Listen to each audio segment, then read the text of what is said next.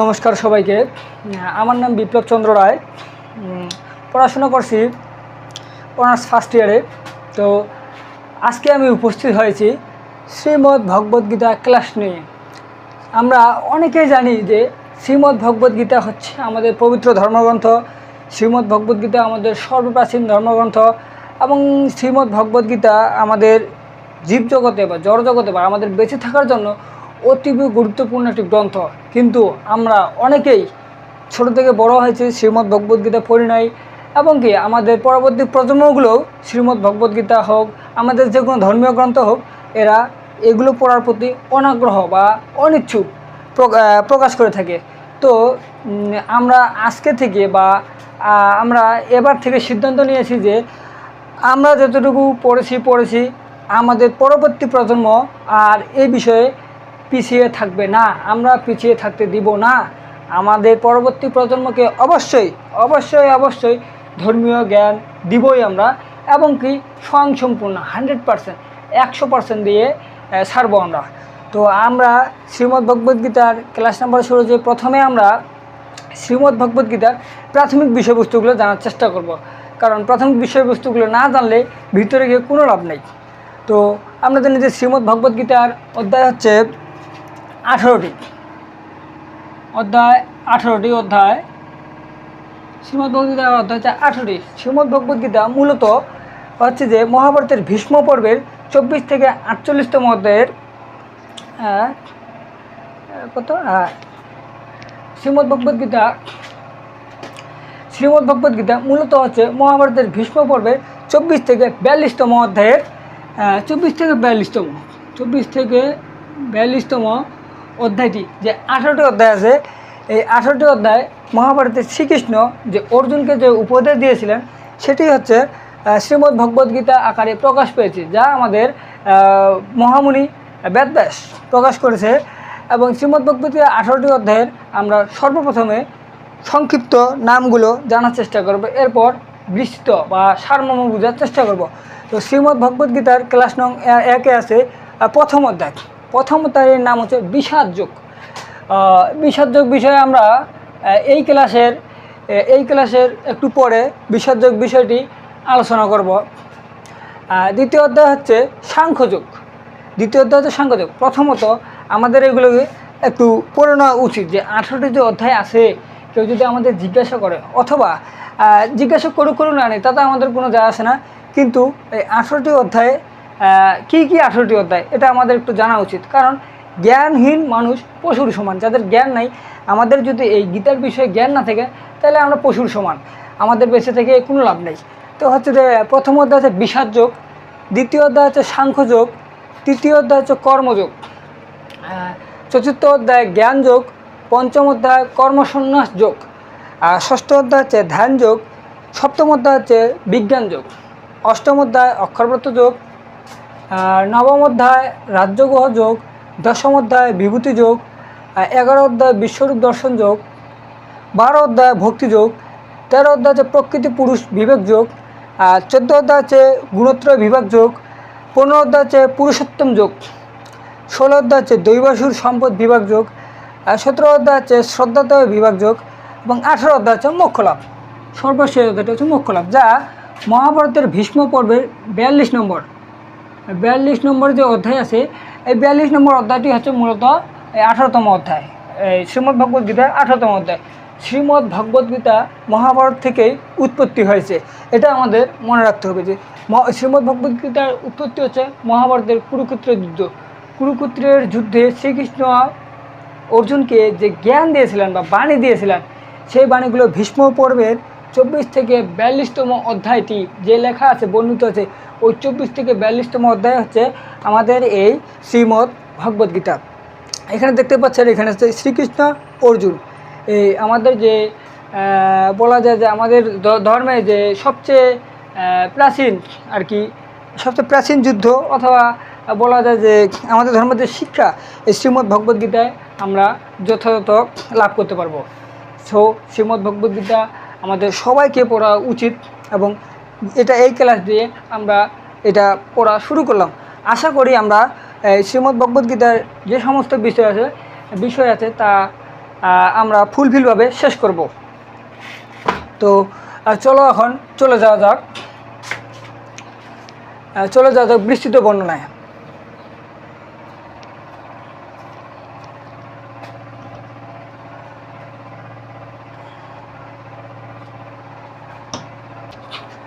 তো শ্রীমদ্ ভগবদ গীতার প্রথম অধ্যায় হচ্ছে বিষাদযোগ। এই বিষাদযোগ অধ্যায়টির সারমর্ম হলো যে কুরুক্ষেত্রের রণাঙ্গনে সেনা পর্যবেক্ষণ। যখন মহাযোদ্ধা অর্জুন দেখেন যে কুরুক্ষেত্রের রণাঙ্গনে সকলেই উপস্থিত, তার নিকটস্থায়ী আত্মীয় স্বজন বন্ধু বান্ধব দ্বারা পরিপূর্ণ, এবং এই রক্তক্ষয়ী রণাঙ্গন থেকে শ্রীকৃষ্ণকে অর্জুন বললেন যে আমি খুবই মহাচ্ছন্ন, এবং তিনি যুদ্ধত্যাগ করার জন্য শ্রীকৃষ্ণকে বলছিলেন যে এই যুদ্ধ আমি করতে পারবো না, এই যুদ্ধ আমার দ্বারা সম্ভব না। এখানে যতজন উপস্থিত সকলেই আমার নিকটস্থ আত্মীয় স্বজন, ভাই, বন্ধু বান্ধব, এবং সকলেই আমার আমার গুরুরাও উপস্থিত আছে। সেই জন্য এই অধ্যায়টিকে বলা হয় বিষাদযোগ। মানে এই অধ্যায়ে অর্জুন বিষাদ অনুভব করার পর অর্জুন বলেছিলেন যে তিনি দুর্বল হয়ে পড়েছিলেন, এবং শ্রীকৃষ্ণকে তিনি বলেছিলেন যে আমি এই যুদ্ধ করতে চাই না। সেই জন্যই এই অধ্যায়টির নাম দেওয়া হয়েছে বিষাদযোগ। মানে মহাযোদ্ধা অর্জুন কুরুক্ষেত্রের রণাঙ্গনে সেনা পর্যবেক্ষণ করে দেখেন যে সবাই তার নিকটস্থ আত্মীয় স্বজন, সেজন্য সে সেখানে একটা বিষাদ অনুভব করছে। সেজন্য এই অধ্যায়টিকে বলা হয় বিষাদযোগ। শ্রীমদ্ ভগবদ গীতার দ্বিতীয় অধ্যায় হলো সাংখ্যযোগে গীতার বিষয়বস্তু সারমর্ম পরিবেশিত। গীতার যে বিষয়বস্তু আছে তার সারমর্ম পরিবেশিত যে অধ্যায়ে প্রকাশ পেয়েছে সেটি হলো সাংখ্যযোগ। এখানে পরমেশ্বর ভগবান শ্রীকৃষ্ণের কাছে শিষ্য অর্জুন রূপে যে আত্মসমর্পণ করেছিলেন এবং বুঝেছিলেন যে অনিত্য জড়দেহ ও শাশ্বত চিন্ময় আত্মার মূলগত পার্থক্য। মানে আমাদের যে দেহটা আছে এটা হচ্ছে অনিত্য জড় দেহ, মানে এটা জড় বস্তু, আর শাশ্বত চিন্ময় আত্মার মৃত্যু হয় না। আমাদের হিন্দু ধর্ম মতে আত্মার কোনোদিন মৃত্যু হয় না। শাশ্বত চিন্ময় আত্মার মূলগত পার্থক্যে এবং অনিত্য দেহজড় ও শাশ্বত চিন্ময় আত্মার মূলগত পার্থক্যে যে বিষয়বস্তু দ্বারা বোঝানো হয়েছে, যেই অধ্যায়ে শ্রীকৃষ্ণ অর্জুনকে বুঝিয়েছেন, সেই অধ্যায়টি হচ্ছে সাংখ্যযোগ। এবং তৃতীয় অধ্যায় হচ্ছে কর্মযোগ কৃষ্ণ ভাবনাময় কর্তব্য কর্ম সম্পাদন। আমরা জানি যে এই পৃথিবীতে বেঁচে থাকতে হলে প্রত্যেকেই কোনো না কোনো কর্মের সাথে নিযুক্ত থাকতে হবে। তেমনিভাবে কর্ম আমাদের সবাইকে একত্রে মিলিত করে, আবার এমন কর্ম আছে আমাদেরকে বিভক্তও করে। এটা হচ্ছে আত্মতত্ত্ব ও পরমতত্ত্বের দিব্য জ্ঞান। এই অধ্যায়ে শ্রীকৃষ্ণ অর্জুনকে বুঝিয়েছিলেন যে আত্মতত্ত্ব ও পরমতত্ত্বের দিব্যজ্ঞান কীভাবে অর্জন করা যায় এবং কীভাবে মোক্ষ লাভ করা যায়। তৃতীয় অধ্যায় কর্মযোগ অধ্যায়টি দ্বারা শ্রীকৃষ্ণ অর্জুনকে বলেছিলেন বা বুঝিয়েছিলেন কীভাবে আত্মতত্ত্ব ও পরমতত্ত্বের দিব্যজ্ঞান অর্জন করে মোক্ষ লাভ করা যায়। এবং চতুর্থ হচ্ছে যে জ্ঞানযোগ হচ্ছে অপ্রাকৃত পারমার্থিক জ্ঞানের স্বরূপ উদ্ঘাটন, যে আত্মার চিন্ময় তত্ত্ব, ভগবত তত্ত্ব এবং ভগবান আত্মা সম্পর্ক বুঝাতে চেয়েছিলেন। এখানে ভগবান শ্রীকৃষ্ণ অর্জুনকে বুঝাতে চেয়েছিলেন এবং অর্জুনের মাধ্যমে আমাদের সমগ্র মানবজাতিকে বুঝাতে চেয়েছিলেন যে আত্মার চিন্ময় তত্ত্ব এবং ভগবত তত্ত্ব, আত্মার যে মৃত্যু নেই, আত্মার চিন্ময় তত্ত্ব, ভগবত তত্ত্ব। মানে এই শ্রীমদ্ ভগবদ গীতায় যা বলা হয়েছে মানবজাতি সম্বন্ধে এবং ভগবান ও আত্মার সম্পর্ক বুঝাতে যেই অধ্যায়ে ভগবান শ্রীকৃষ্ণ ব্যবহার করেছিলেন, সেই অধ্যায়টি হচ্ছে জ্ঞানযোগ। সেই অধ্যায়কে আমরা জ্ঞানযোগ বলবো। শ্রীমদ্ ভগবদ গীতার পঞ্চম অধ্যায় হচ্ছে কর্মসন্ন্যাস যোগ। এখানে কর্মসন্ন্যাস যোগ দ্বারা কৃষ্ণ ভাবনাময় কর্তব্য কর্ম। এখানে ভগবান শ্রীকৃষ্ণ অর্জুনকে বুঝাতে চেয়েছিলেন যে কৃষ্ণ ভাবনাময় কর্তব্য কর্ম মানে কীভাবে সব কিছু পরিত্যাগ করে শান্তি, নিরাসক্তি, সহনশীলতা, চিন্ময় অন্তর্দৃষ্টি এবং শুদ্ধ আনন্দ লাভ করা যায়। ভগবান শ্রীকৃষ্ণ এই অধ্যায়ে অর্জুনকে বুঝিয়েছিলেন যে কিভাবে সব কিছু পরিত্যাগ করে, জড়জগতের সব কিছু পরিত্যাগ করে কর্মের মাধ্যমে, কর্ম এবং সন্ন্যাসের মাধ্যমে শান্তি, নিরাসক্তি, সহনশীলতা, চিন্ময় অন্তর্দৃষ্টি এবং শুদ্ধ আনন্দ লাভ করা যায়। ষষ্ঠ অধ্যায় হচ্ছে শ্রীমদ্ভগবদ্গীতার ষষ্ঠ অধ্যায় হচ্ছে ধ্যান যোগ। ধ্যান যোগ হচ্ছে অষ্টাঙ্গ যোগ ও ইন্দ্রিয়াদি দমন করতে পারবো কীভাবে। এখানে ভগবান শ্রীকৃষ্ণ অর্জুনকে বলেছিলেন বা বুঝাতে চেয়েছিলেন এই অধ্যায়ে যে অষ্টাঙ্গ যোগ এবং ইন্দ্রিয়াদির মাধ্যমে আমরা কিভাবে আমাদের শরীরকে নিয়ন্ত্রণ করতে পারবো এবং আমাদের মনকে নিয়ন্ত্রণ করতে পারবো, এই অধ্যায়ে ভগবান শ্রীকৃষ্ণ এটাই বুঝিয়েছিলেন। তারপর হচ্ছে সপ্তম অধ্যায়। সপ্তম হচ্ছে বিজ্ঞান যোগ। বিজ্ঞান যোগ সপ্তম অধ্যায় হচ্ছে বিজ্ঞান যোগ, যেটাকে আমরা বলি সায়েন্স, পরম তত্ত্বের বিশেষ জ্ঞান। সপ্তম অধ্যায় হচ্ছে পরম তত্ত্বের বিশেষ জ্ঞান। এখানে ভগবান শ্রীকৃষ্ণ হচ্ছে পরম তত্ত্ব, সর্বকালের সর্বকারণ, সর্বকালের পরম কারণ, জড় ও চিন্ময় সর্বকারণের প্রাণ শক্তি। ভগবান শ্রীকৃষ্ণ চিন্ময়, এখানে চিন্ময় দ্বারা বুঝিয়েছেন যে জড় এবং জীব, চিন্ময় দ্বারা বুঝিয়েছেন জীব। ভগবান শ্রীকৃষ্ণ এখানে জড় ও জীব জগতের প্রাণ শক্তি। ভগবান শ্রীকৃষ্ণ অর্জুনকে এই অধ্যায়টিতে এটাই বোঝাতে চেয়েছিলেন, সপ্তম অধ্যায় বিজ্ঞান যোগ। তখন আমরা প্রথম অধ্যায় পড়লাম বিষাদ যোগ, দ্বিতীয় অধ্যায় পড়লাম সাংখ্যযোগ, তৃতীয় অধ্যায় পড়লাম কর্মযোগ, চতুর্থ অধ্যায় জ্ঞান যোগ, পঞ্চম অধ্যায় কর্মসন্ন্যাস যোগ, ষষ্ঠ অধ্যায় ধ্যান যোগ, সপ্তম অধ্যায় বিজ্ঞান যোগ। আমরা এর পরের অধ্যায়গুলোতে চলে যাই।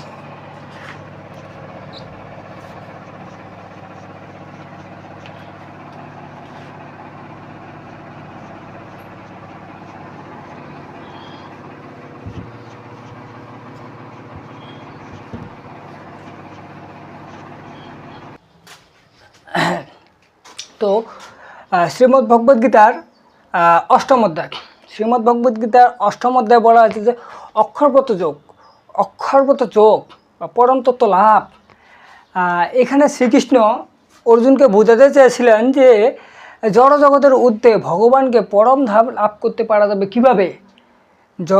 এই অধ্যায়ে শ্রীকৃষ্ণ এটাই অর্জুনকে বুঝাতে চেয়েছিলেন যে এই যে আমাদের যে একটা জড় জগৎ, এই জড় জগতের ঊর্ধ্বে গিয়ে ভগবানকে পরম ধামে কিভাবে লাভ করতে পারা যাবে।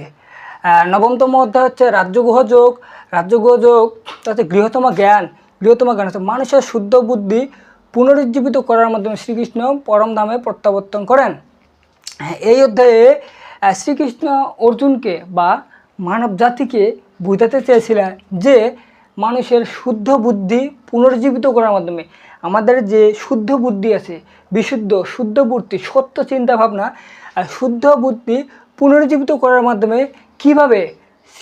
কীভাবে পরম ধামে প্রত্যাবর্তন করা যাবে, এই অধ্যায়টি দ্বারা আমরা এটাই শিক্ষা লাভ করি আর কি। দশম অধ্যায় হচ্ছে বিভূতি যোগ বা পরব্রতের ঐশ্বর্য। হ্যাঁ, এটা দ্বারা শ্রীকৃষ্ণ অর্জুনকে এবং মানবজাতিকে অর্জুনের মাধ্যমে মানবজাতিকে বোঝানোর চেষ্টা করেছিলেন জড় বা চিন্ময় জগতে শ্রী শ্রী মানে সুন্দর, ঐশ্বর্য, তারপর হচ্ছে উৎকর্ষ, সমস্ত ইন্দ্রিয়াতীত বিষয় ত্যাগ করতে হবে, কিভাবে ত্যাগ করতে হবে, এবং শ্রীকৃষ্ণের যে সর্বজীবের পরমাত্মা বা সর্বজীবের মাধ্যমে বিরাজমান এবং শ্রীকৃষ্ণের উপাসনা করলেই যে আমরা শ্রী শৌর্য আড়ম্বর উৎকর্ষ ইত্যাদির গুণাবলীর অধিকার হতে পারবো। শ্রীকৃষ্ণ এই অধ্যায়টি বা বিভূতি যোগ দ্বারা এটাই বোঝাতে চেয়েছিলেন মানব জাতিকে। তারপর হচ্ছে 11তম অধ্যায় হচ্ছে বিশ্বরূপ দর্শন যোগ। এখানে দিব্য দৃষ্টি দান করা হয়। আমরা মহাভারতে দেখেছিলাম যে শ্রীকৃষ্ণ তার বিশ্বরূপ দর্শন অর্জুনকে দেখেছিলেন এবং অর্জুনের মাধ্যমে দিব্য শক্তি অর্জুনকে দিব্য দৃষ্টি দান করেছিলেন। এখানে দিব্য দৃষ্টি দান করার মাধ্যমে অনন্ত বিশ্বরূপ প্রকাশ করেন। শ্রীকৃষ্ণ তার অনন্ত বিশ্বরূপ প্রকাশ করেন এবং ভগবানের আদিরূপ প্রকাশ করেন। এখানে শ্রীকৃষ্ণ অর্জুনকে বা মানব জাতিকে বোঝানোর চেষ্টা করেছিলেন যে সমস্ত জীবজগতের মূলেই আমি আছি, সমস্ত কিছু স্রষ্টা আমি এবং আমি ভগবান, এবং যত দেবদেবী আছে তা আমারই বহিঃপ্রকাশ। এটা আমি এক এক সময় এক এক রূপ নিয়ে এক এক রূপ ধারণ করে দুষ্টের দমন এবং সৃষ্টির পালন করি। 11 অধ্যায়ে অর্জুনকে এটা নিয়ে বোঝানোর চেষ্টা করেছিলেন। তারপরে 12তম অধ্যায় ভক্তিযোগ। ভক্তিযোগের মাধ্যমে ভক্তিযোগ আমরা ছোটো থেকে শুনে আসছি যে ভক্তিতে মুক্তি। আমাদের গুরুজনেরা যেমন আমাদের ঠাকুমা, আমাদের দাদু, আমাদের বয়স্ক ব্যক্তিরা আমাদেরকে বলেছিলেন আগে যে ভক্তিতে মুক্তি বাবা, ভক্তি দাও। এখানে ভক্তিযোগের মাধ্যমে শ্রীকৃষ্ণ বোঝাতে চেয়েছিলেন যে দিব্য গুণাবলীর অধিকারী হওয়া যাবে কিভাবে, ভক্তিতে মুক্তি এবং ভক্তিতে দিব্য গুণাবলীর অধিকারী হওয়া যাবে কীভাবে। দিব্য গুণাবলী বলতে জ্ঞান থাকা জরুরি। জ্ঞান না থাকলে সবাই অজ্ঞানী হয়ে যায় এবং জ্ঞানহীন ব্যক্তিকে পশুর সাথে তুলনা করা হয়। এর 13তম অধ্যায় হচ্ছে প্রকৃতি পুরুষ বিবেকযোগ। প্রকৃতি পুরুষ বিবেকযোগ এই অধ্যায় দ্বারা শ্রীকৃষ্ণ অর্জুনকে, মানব জাতিকে এবং সবাইকে, এই মহাজগতে যত কিছু আছে সবাইকে বোঝাতে চেষ্টা করেছিলেন যে দেহ, আত্মা এবং উভয়ের ঊর্ধ্বে পরমাত্মার পার্থক্য যিনি উপলব্ধি করতে পারবেন। দেহ, আত্মা এই দুইটার ঊর্ধ্বে যিনি পরমাত্মার পার্থক্য উপলব্ধি করতে পারবেন, তিনি জড় জগৎ হতে মুক্তি পাবেন। এই জড় জগৎ হতে মানব জীবন বলতে গেলে যে খুবই কষ্টের, অনেক কষ্টের। এখানে কাটাকাটি, মারামারি, হানাহানি সব কিছু এখানে আছে। এখানে যে শক্তিশালী সেই টিকে থাকবে মানব জীবনে আর কি। দেহ, আত্মা ও উভয়ের ঊর্ধ্বে পরমাত্মার কাছে যেতে হবে, তাইলেই তিনি জড় জগৎ হতে মুক্তি পাবেন। জড় জগৎ হতে মুক্তি পেয়ে তিনি মোক্ষ লাভ করবেন।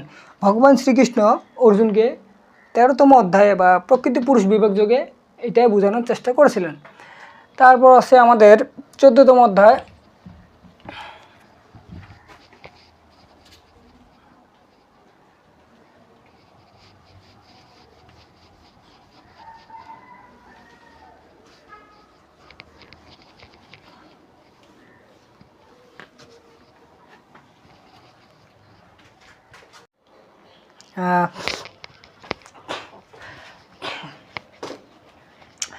শ্রীমদ্ ভগবদ গীতার চতুর্থ অধ্যায় হলো মানে 14তম অধ্যায় হলো গুণত্রয় বিভাগ যোগ। এখানে জড়া প্রকৃতির ত্রিগুণ বৈশিষ্ট্য, সত্য, রজ ও তম এই তিনটি বিষয়বস্তুকে ভগবান শ্রীকৃষ্ণ এই অধ্যায়ে বর্ণনা দিয়েছিলেন। আর পঞ্চদশ অধ্যায় হলো পুরুষোত্তম যোগ বা পরম পুরুষের যোগতত্ত্ব।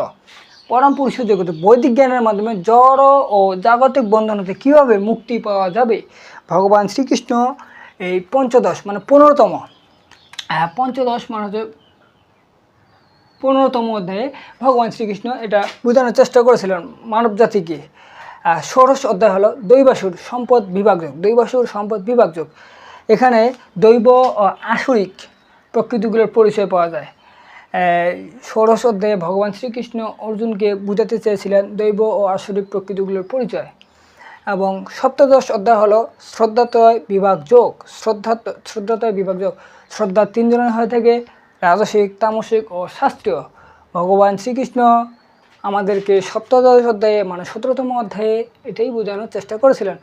অষ্টাদশ অধ্যায় হচ্ছে মোক্ষ লাভ। অষ্টাদশ হচ্ছে শ্রীমদ্ ভগবদ গীতার সর্বশেষ অধ্যায়। অষ্টাদশ মানে হচ্ছে 18টি। আমরা জানি যে শ্রীমদ্ ভগবদ গীতার 18টি অধ্যায়। 18তম অধ্যায় হচ্ছে মোক্ষ লাভ। ত্যাগ সাধনার মাধ্যমে কীভাবে মোক্ষ লাভ করা যায়, ভগবান শ্রীকৃষ্ণ এখানেই এই মোক্ষ লাভ সম্বন্ধে বলেছিলেন অর্জুনকে। তো মোক্ষ লাভ সম্বন্ধে আমরা সবাই অনেকেই অবগত। আমরা ছোট থেকে মোক্ষ লাভ বিষয়ে পড়েছি এবং কি অনেকে জানি, আমাদের হিন্দু ধর্ম বইয়ে মোক্ষ লাভ বিষয়ে অনেক কিছুই আছে। মোক্ষ লাভ মানে হচ্ছে একদম স্বর্গে যাওয়া বা স্বর্গীয় লাভ, স্বর্গে তোমার আত্মার মুক্তি দেওয়া, আত্মার আর পুনর্জন্ম হবে না, এটাকে বলা হয় মোক্ষ লাভ। তো আজকের ক্লাসটি এই পর্যন্তই থাকবো। দেখা হচ্ছে এর পরের ক্লাসে। এটা হচ্ছে ক্লাস নাম্বার 1, ক্লাস নং 01 শ্রীমদ্ ভগবদ গীতা। হরে কৃষ্ণ, নমস্কার সবাইকে।